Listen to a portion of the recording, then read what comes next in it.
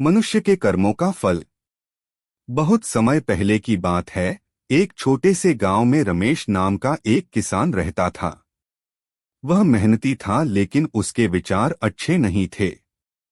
वह हमेशा सोचता था कि यदि वह दूसरों के साथ छल करेगा तो वह जल्दी अमीर बन जाएगा। इसी सोच के साथ उसने धीरे धीरे अपने खेतों में काम करने वाले मजदूरों को कम पैसे देना शुरू कर दिया और उनकी मेहनत का पूरा फल भी नहीं दिया।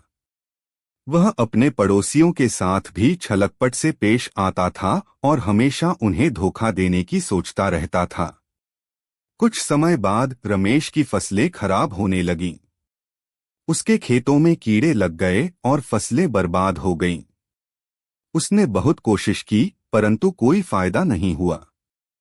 गांव के बुजुर्गों ने उसे समझाया कि यह सब उसके कर्मों का फल है।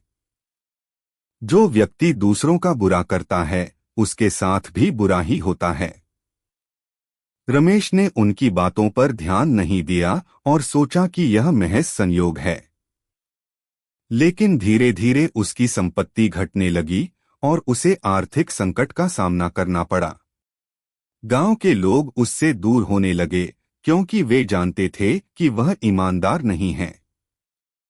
एक दिन रमेश ने सोचने का निर्णय लिया कि आखिर उसके जीवन में इतना बदलाव क्यों आ रहा है।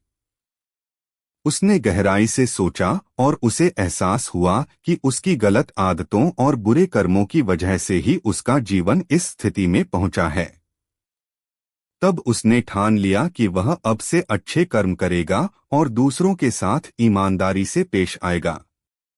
रमेश ने अपने खेतों में फिर से मेहनत से काम करना शुरू किया और मजदूरों को पूरा मेहनताना देने लगा।